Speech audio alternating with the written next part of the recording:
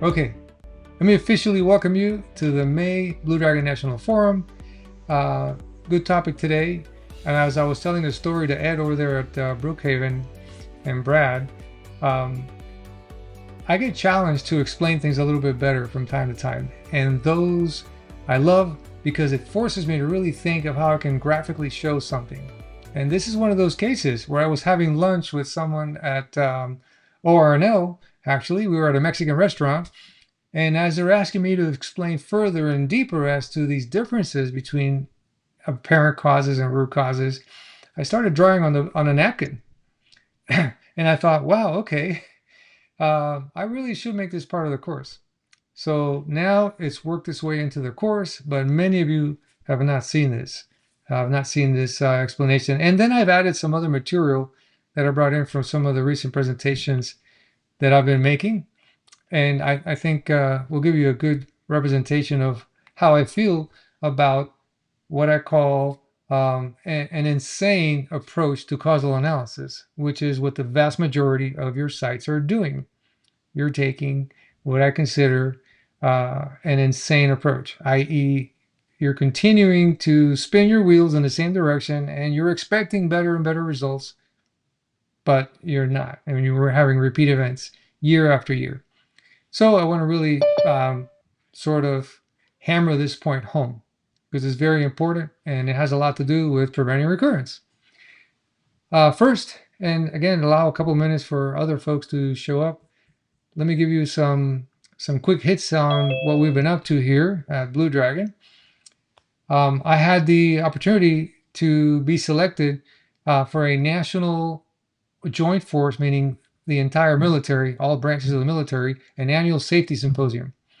And I made a presentation there just a few weeks ago that was extremely well received. So we had something like 200 participants, and I talked about mishap prevention, which is incident investigations, from class A, B, C, D, E. So all the way from root cause to abandoned case. So that was great. Next, I just presented in Albuquerque at the AQN, the Albuquerque Quality Network, and that one along with the Austin ASQ section webinar. Those two are on the topic of problem solving as the #1 leadership skill that middle managers need. And it's tied for second for executives. So I gave it a spin as to what are the skills that leaders need in order to continue to grow, be promotable, and so on. And so I talked about some of the building blocks of problem solving, like critical thinking, systems thinking, causal analysis, effective corrective actions, how to do those. So I kind of broke it down a bit into 7 key skills that managers and leaders need to know. That was extremely well received there. They'd like me to come back again. There is a upcoming presentation for the feds. The entire federal set of agencies are invited to this annual FIT presentation that's sponsored by the American Society for Quality. There's only like 3 individual presenters and another 3 focus groups, if you will. So it's an honor to be selected among the hundreds of applicants to present how to modernize oversight and assessments from the Fed side, from the federal side of the house. So I get to do that here coming up in June. Then I go to Albuquerque to University of Central New Mexico and put on a 4-day workshop. So I'm hoping to gather folks from Los Alamos, Sandia, and anybody from out west that would like to join us there. We also have some nuclear sites that will be joining us because we have started working with a number of commercial nuclear sites. Right now, in fact, we met today. We're looking at past refueling outage performance at Davis-Besse so we can improve the defenses for future outages. We're going to be working with Hope Creek. Actually, hopefully soon, the emergency diesel equipment reliability there. We're going to be working with Perry Nuclear Power Plant on a 5-year look back at performance and why performance at this entire nuclear power plant is not where it should be.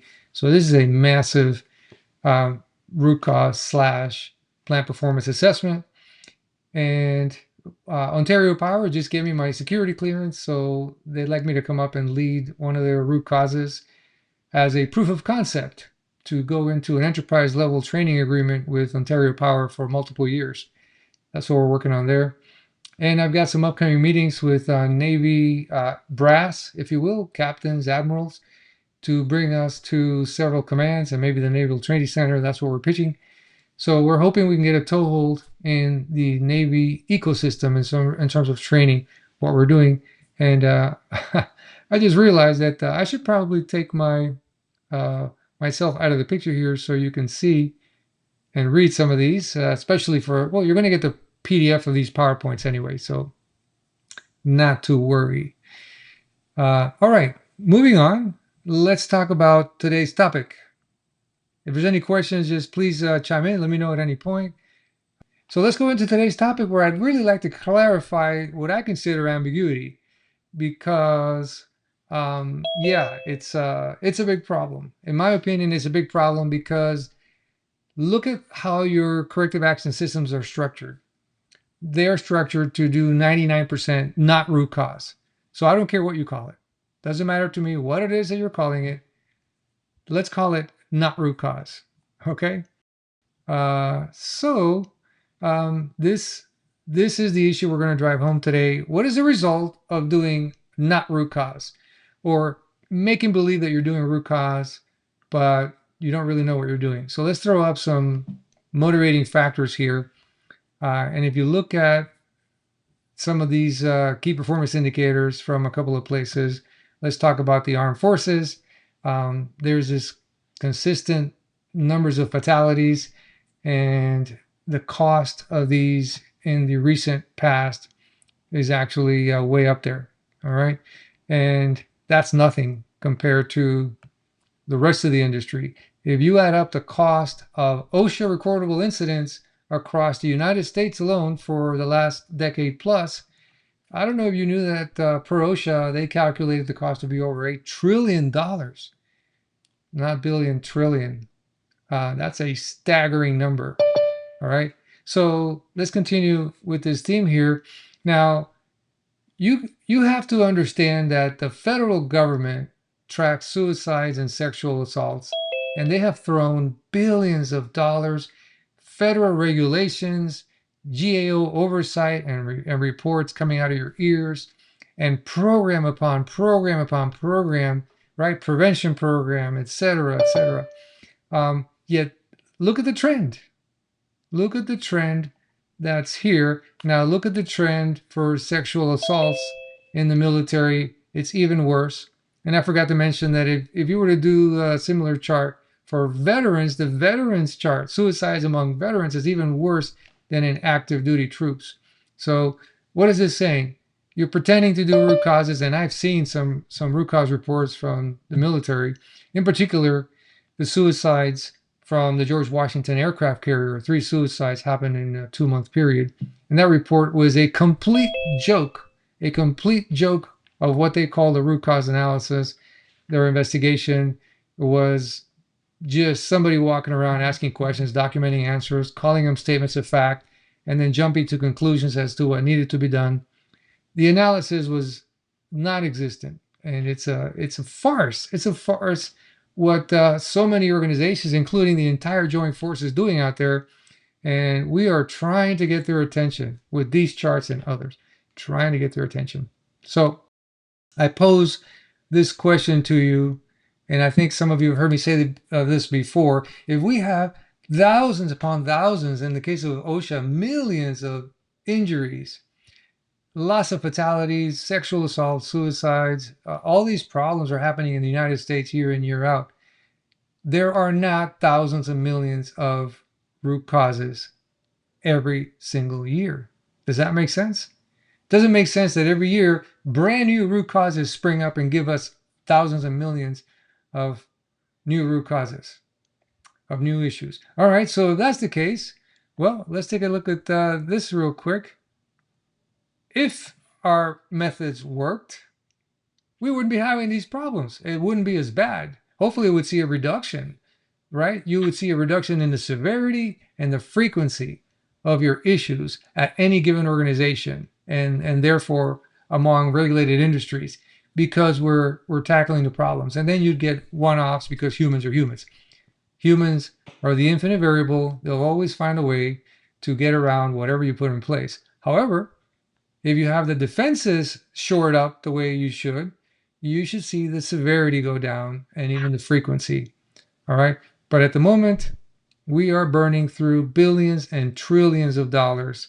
And here's where I started. We are playing this insane game of event whack-a-mole, whereas we focus on the current event that we're looking at, the problem, the event, a single event, and we stop at the root causes for that event. We don't go deep enough. And the definition of root cause forces us here. Think about that. We are kind of forced, or it's okay to stop as soon as we find the root causes for the one event.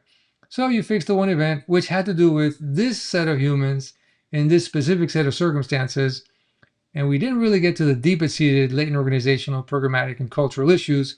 So therefore, hundreds of future problems are going to take place. That's what's going on. So we have a serious issue with our corrective action programs in that we have actually structured these systems to not make us do root causes, right? And when we decide not to do a root cause, guess what? Management just made the decision to allow all kinds of future problems to take place. They're willing to allow these recurring problems to continue, and that you can withstand the risk of whatever kinds of problems these are, right? So I want to really beat this drum really hard because we should be doing more root causes, not less. And we're all geared towards doing less, not more. And you know the drill. I'd like to ask the group here, what is going on? If it's that much more effective to do as many RCAs as possible, why aren't we doing it? I'd love to hear from some of you. I think it's the idea behind the graded approach for structuring the system in the first place, shooting more rigor towards the more serious events. And then on top of that, our root causes that may be identified, may be true roots, are likely only getting administrative fixes, band-aids, so that it's not truly preventive in nature on the corrective action side. Yeah, very well put. That is a good summary of what's going on in a lot of places. Let me hear from one more. How about you, Robbie, over at Los Alamos? Give us your thoughts. You've been around the block for a few years. What Yeah, insights do you have?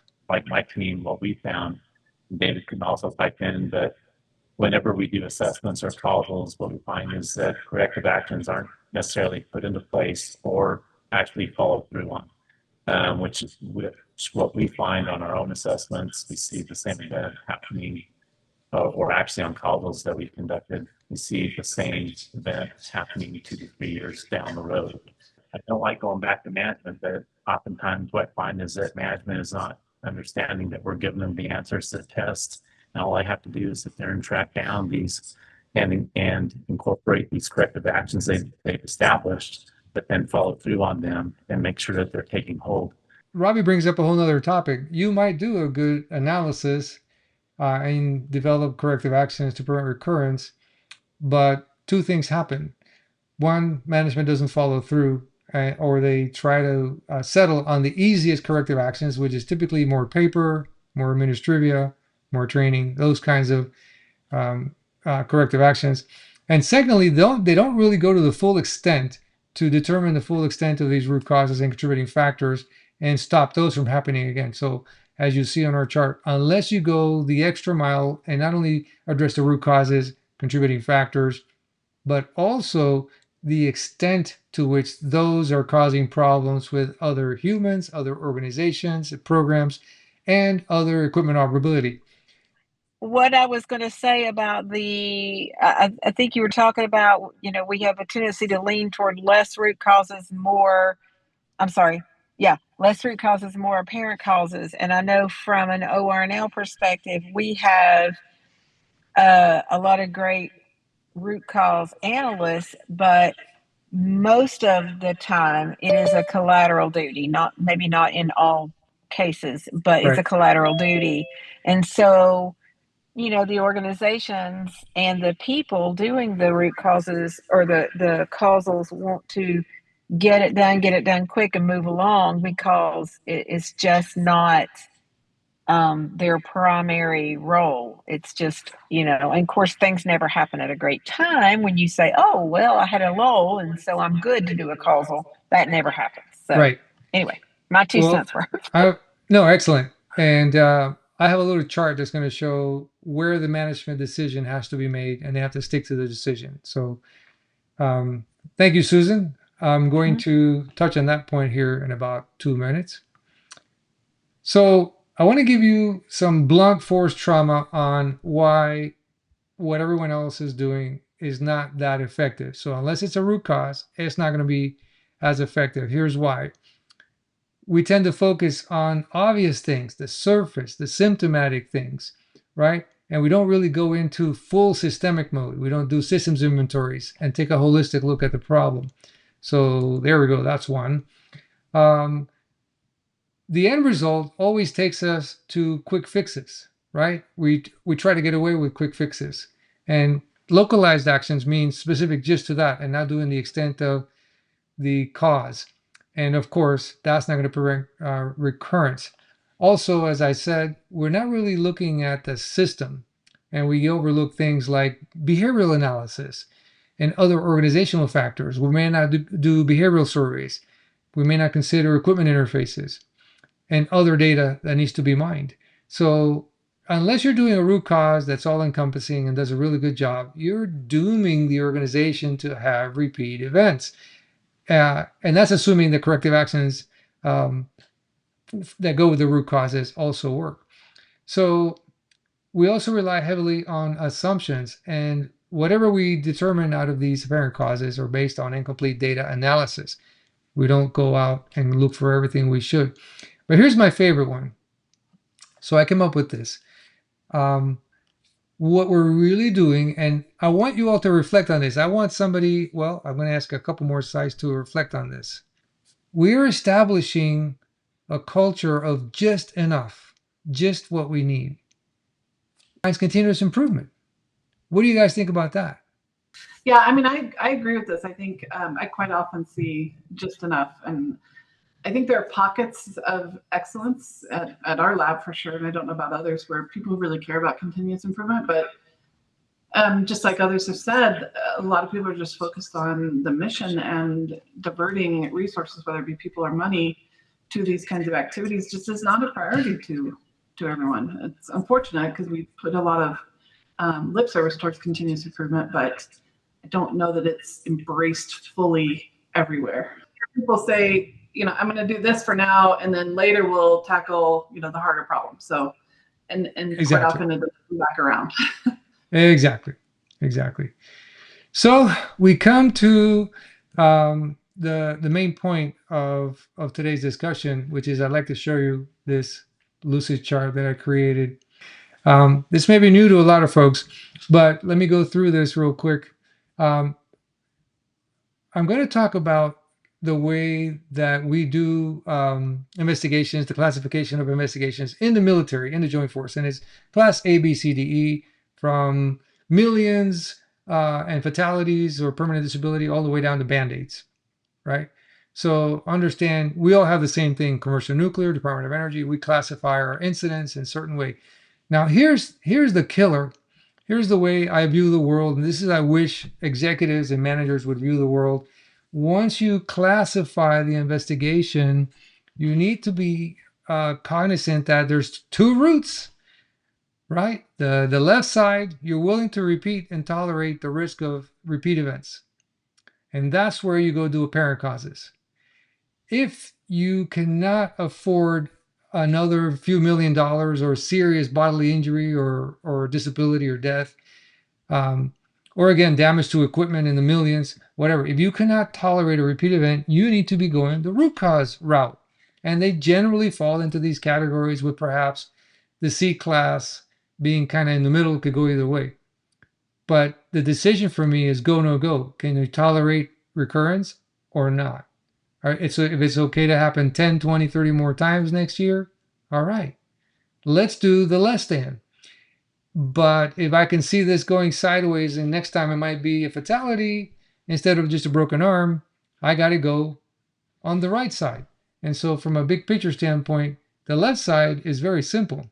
And this is what I'm calling the race, the rapid apparent causes, where we can do very quick reviews of the evidence, brainstorm the defenses, sort of like a back of the envelope systems inventory, brainstorm our defenses, analyze the defenses, write our questions, answer the questions, do cause and effect, and get to the apparent causes, corrective actions. Okay, that's all that's required for apparent causes. Now, you can be a little more rigorous or as rigorous as you want, and by adding some other elements, more data, more of a formal systems inventory. But if you need to prevent recurrence, you have to go the full cigar here. All right. So now we're really going to take our time and develop a very granular scenario, right? Understanding of what actually happened.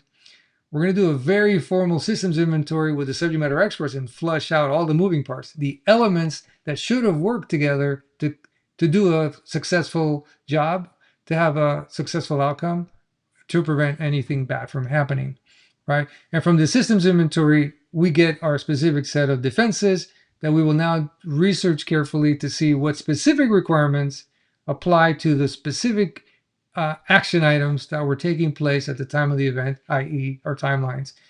We're not going to bring in 1,000 defenses. We're going to bring in only those few that pertain to the activities that should have made the activity go well or prevented a problem. And this is where we start the enhanced analysis of defenses. Enhanced because we did a systems inventory, the behavioral surveys to flush out whether there were any at-risk behaviors or we set the people up to fail with error-likely situations, the analysis of the equipment, the data analysis, and for all of these, we can try to use an AI agent if we have one and can train one to do this for us. And as you know, the outcome of phase 1, lines of inquiry questions. Now we go to phase 2 with the key stakeholders, focus groups, cause and effect, behavioral analysis in tandem. And we get to our issues, we assign issue owners, and then corrective action. So that part, none of that's new to you. None of that is new to all of you. But just to give you a graphic of, all right, these are the two routes. You can tolerate recurrence, you cannot tolerate recurrence, and the classifications, can fall on either side. But once you decide, you got to go the full route. All right, now for the visual, the big picture here. Okay, this is what I wanted to share with you. Now, I'm going to put in the chat this particular link so you can see the publication that I've got here. This is the published version of what I'm about to show you. That means you can't write on it, but you can at least look through there. All right, so let me just toss this in here right now and just kind of park that because that takes you to a different screen, and stay on this screen with me. All right, so we have an event, whatever the event is, that doesn't really matter. I want to show you how if we take the race approach, and most organizations, are going to land in this 10 to 20 questions type of approach where we are really going to stop at the first sign of a root cause, right? So at the low level root causes, let me bring out my little magic marker here. Okay, and so we're going to analyze enough to get to the event root causes. As soon as you're getting to the event root causes, some people call it a root cause analysis, but it's not deep enough. Understand that the root cause definition is tricking us into thinking that you did a root cause, right?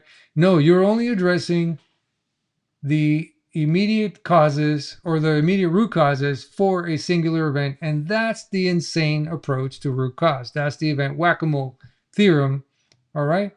And you're not going to be very likely to prevent a lot of future recurrences. You might prevent that person from making that mistake, maybe, because they're still human, right?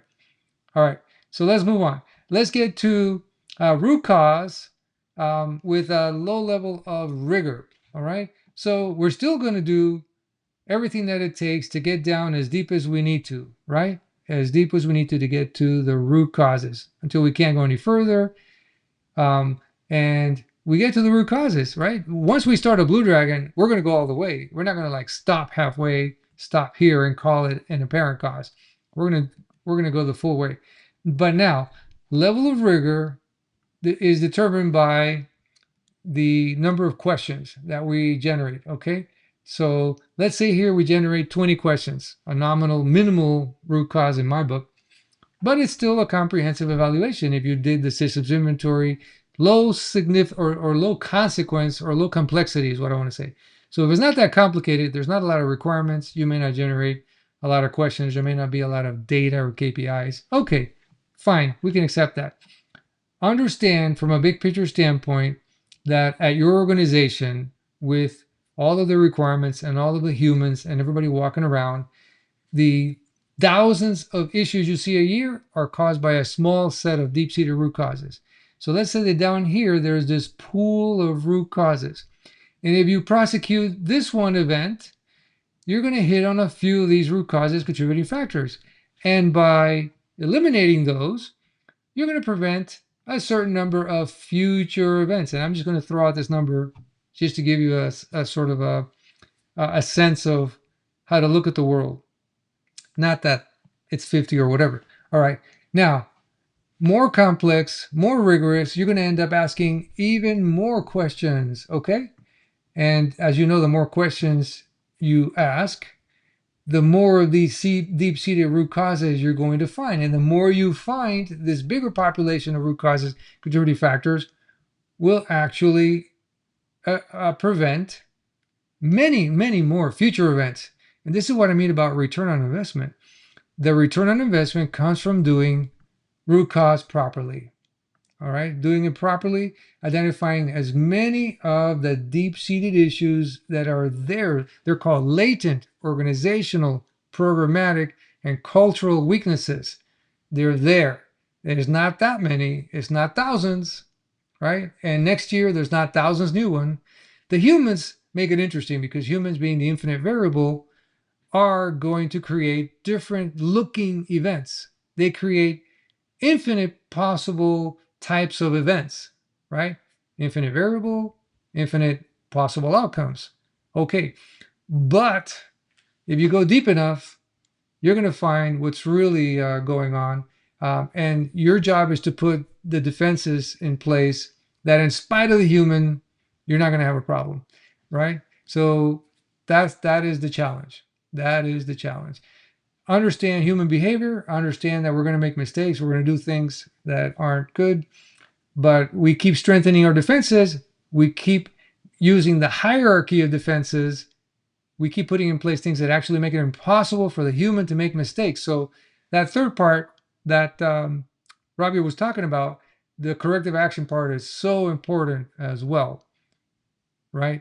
You have to not only get to the real root causes, you then have to have a game plan that attacks the issues, that you follow through with those, but also the extent of the causes have to be identified, follow through with those.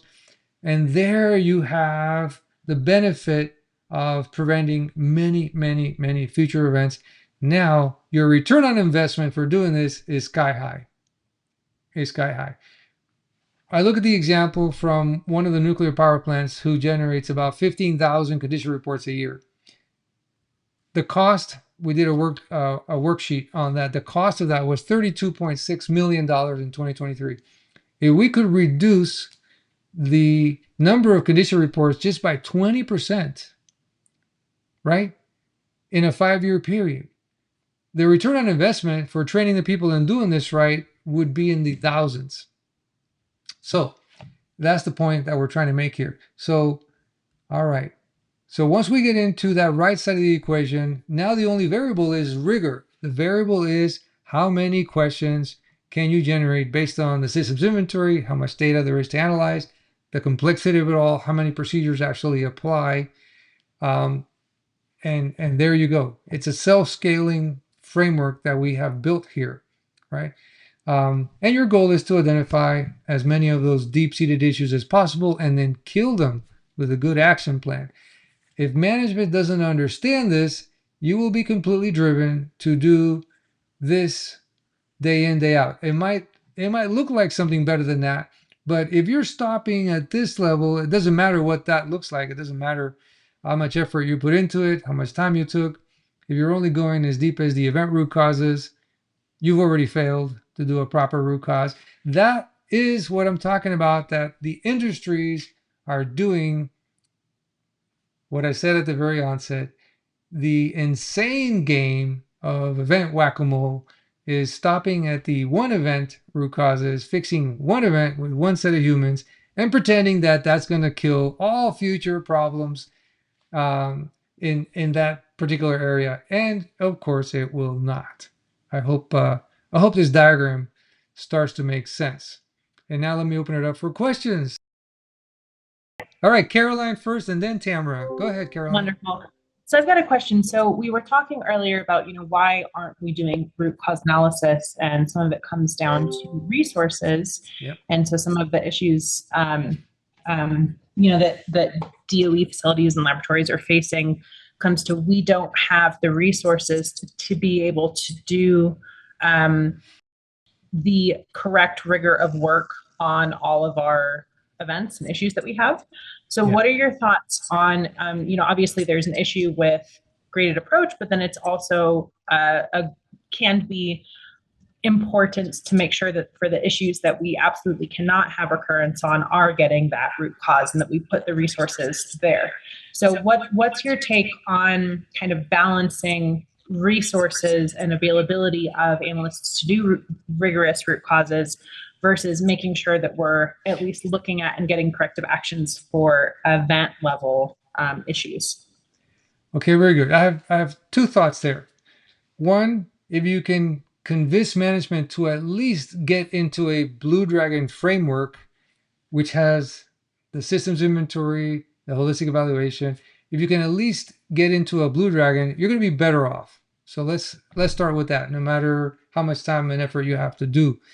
Secondly, is that if you need to put a caveat on the results, right? You do not let the regulator strong arm you into saying, okay, so this guarantees me that with 100% certainty, you're going to prevent recurrence.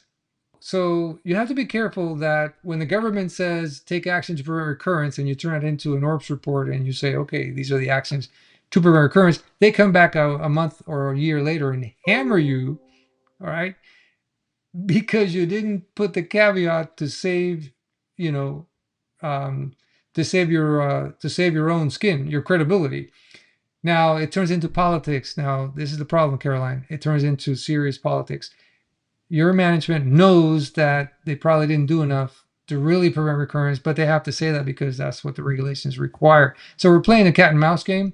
And here's the only thing in your favor. The regulators don't know what good looks like. The regulators are a step behind you.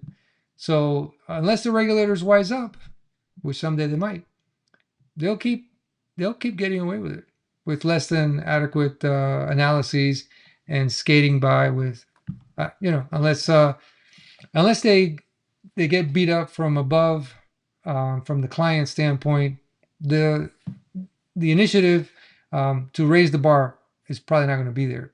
So you're really in a tight spot in DOE space, Caroline, and I think you see it very clearly based on your question. Hey, Rob. So I guess mine might be a similar line to what Carolyn was asking, but mine's from the perspective of risk management.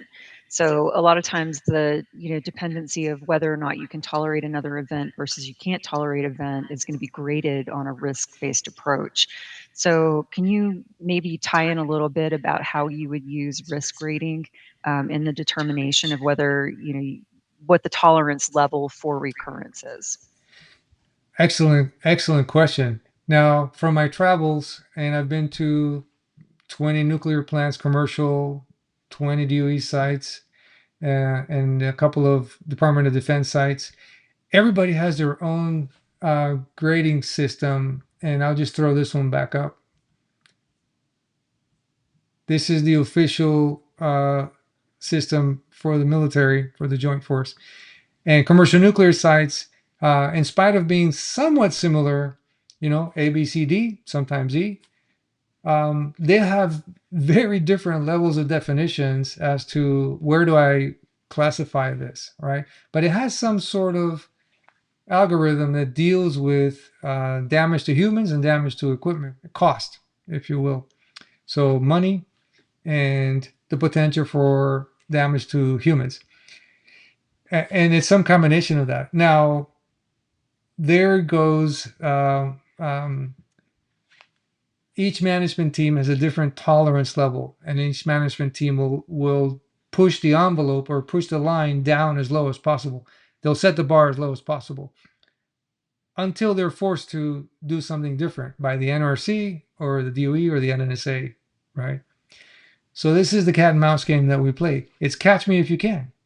I'm going to create this system so that it allows me to classify things at a lower level and expend less resources addressing it. And I'm going to take a chance that nothing bad happens in the next 5 years until I move from this position, or until I leave the site, or until I retire, or something like that. And I'm being really honest here with the politics behind it all, because there's a serious amount of politics, particularly on DOE sites, and there's a serious amount of I don't really not want to, but I don't really have what it takes to solve the problem correctly. So I'm going to try to do the best I can.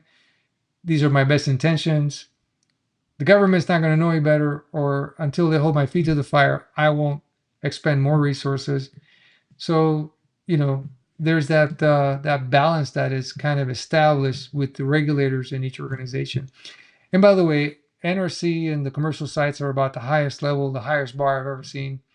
And then from there it goes down. DOE has gone down, and then there it's even worse. You go to aerospace and defense, it's much worse.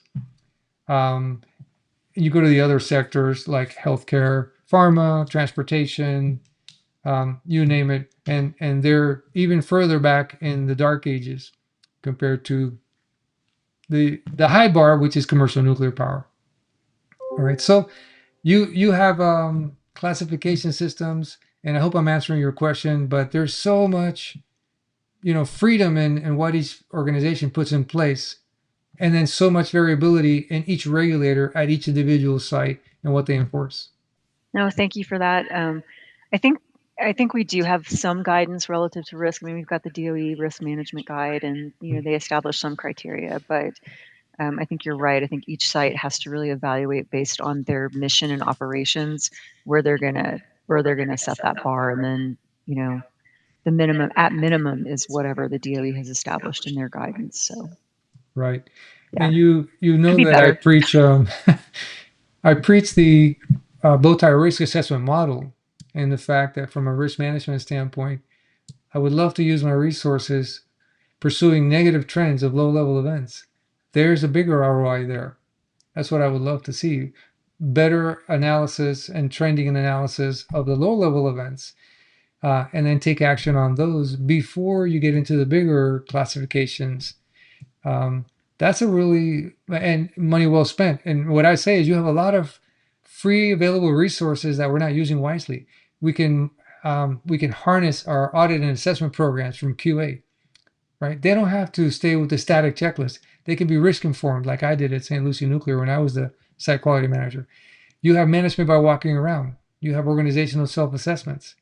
You have so much free range with these resources, yet they don't use them to focus them in on, let's identify negative trends, document them, and go after them with bigger blue dragons and big return on investments where you can stop things at the lower levels. That's better risk management than simply putting things in place. I have my requirements and then waiting for something bad to happen, and then everybody jumps through their hoops. Mario, how you doing, Mario? Oh, I have a question. Yes. How are you? Good. Hey, so I recently worked on a Blue Dragon for, we call a apparent cost. I did the first time I did a rapid Blue Dragon. So I like I look at this chart before and I look, you have let's say a 50 future events, then you're talking about 500 or 5,000, whatever it is.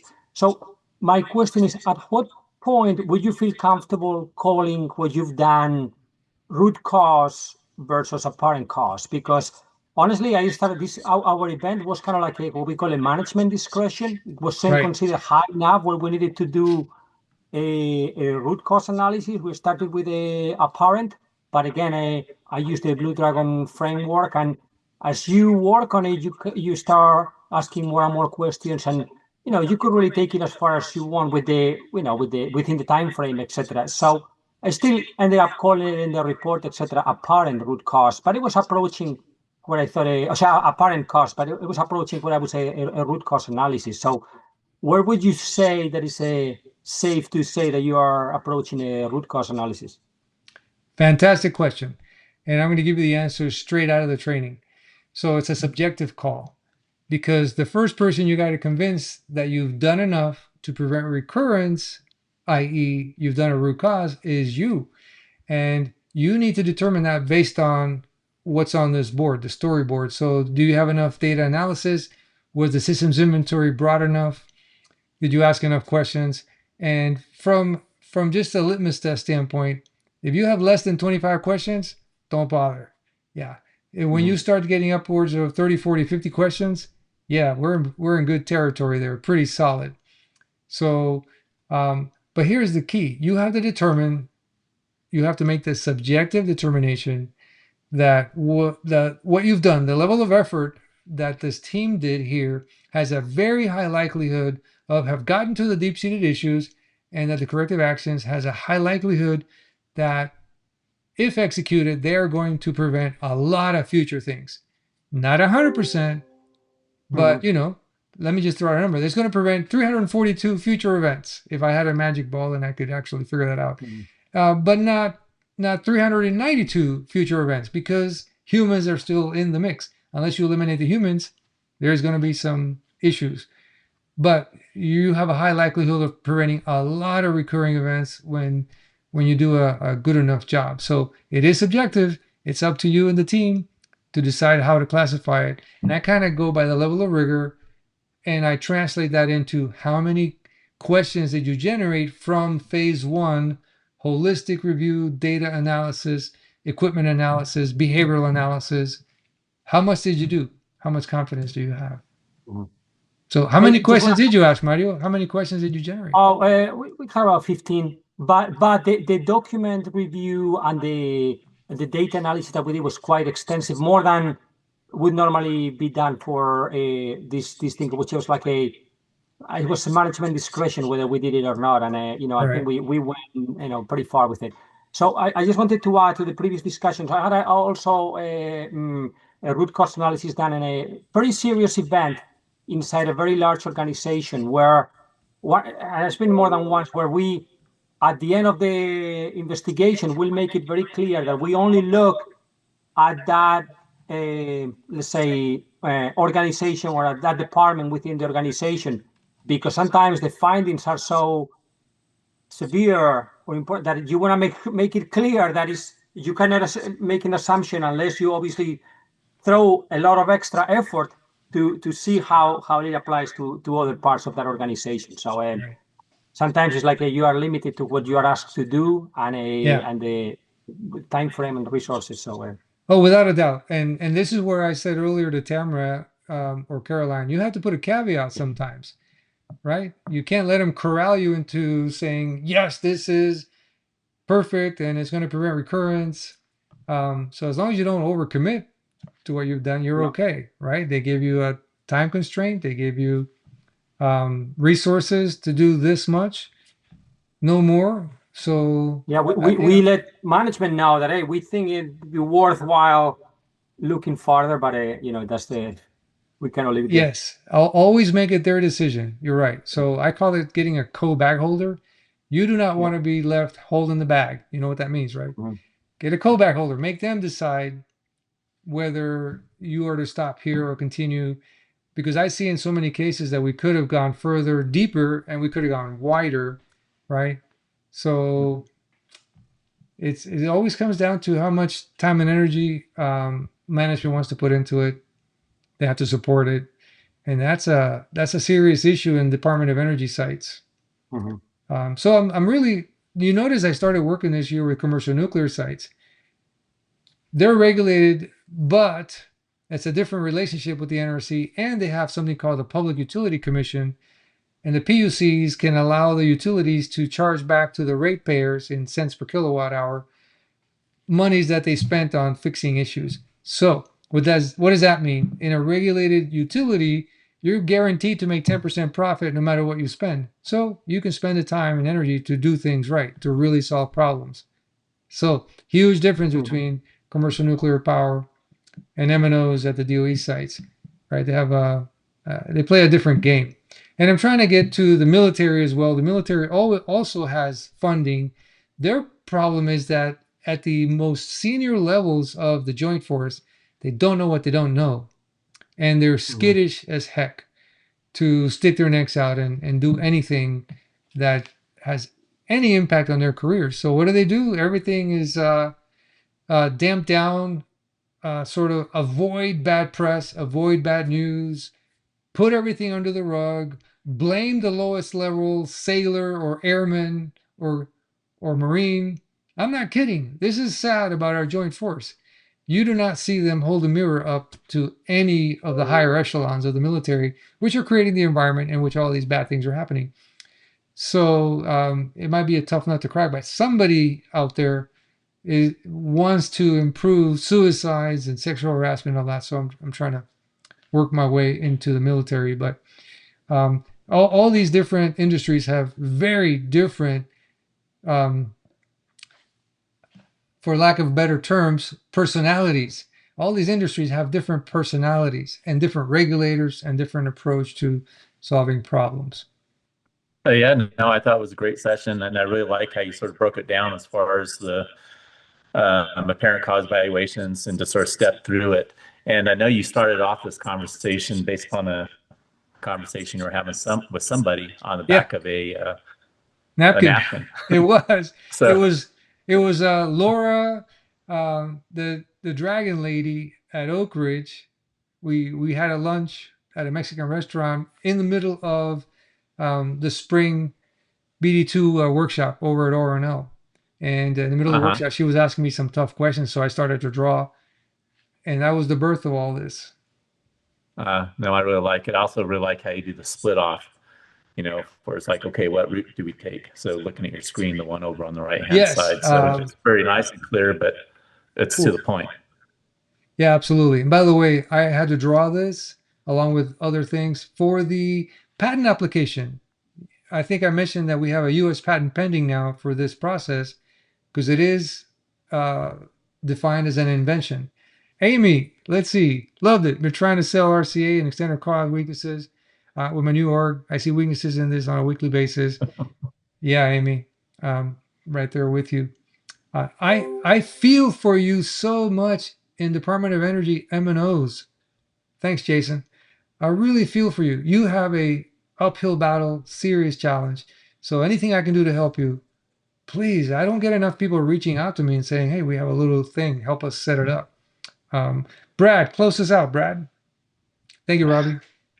So all of this is very timely for us because right now we are looking at our causal analysis manual and revising that. That is on my plate to do for Lawrence Livermore.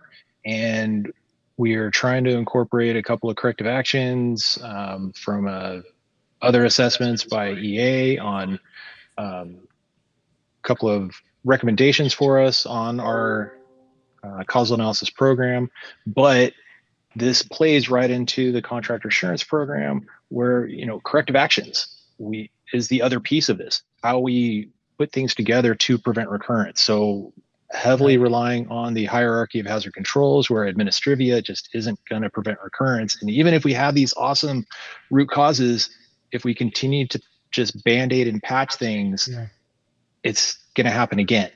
And as you said, the humans are the infinite variable, procedures, stickers, signs, that all relies on us to be perfect. And we are not. Right. So we need to come up with a better way. And that's that nut we're trying to crack here. Outstanding. Thank you for that. I'm glad it's timely. Also, while I have you there, Brad, how's it going with programming an artificial intelligence agent at Livermore? That's, we just got our implementation able to take more than one file at a time. So we got that released this week. So that's what I'm trying to play with in my spare time. But yes, I Awesome. definitely want to be able to do our own causal agent. How huge would that be? Everyone has their mindset on it, but I haven't seen anyone 100% successful yet. They're in various stages. I've had success programming Microsoft Copilot from Studio, an AI agent I created there. Minimal success, but it is doing kind of what I wanted, just not in enough detail. I keep wanting for more detail. Yes. But Yes. AI, everyone needs to get on board. That should be the Yes. future topic for us. But thanks, Brad. Sure. All right, everyone. That's it for us. Look forward to seeing you in June. And a number of you I'll see in Albuquerque, June 23rd for the BD2 workshop there. And with that, have a great one, everyone. Thanks for joining us. Take care. All right. Thanks, Rob.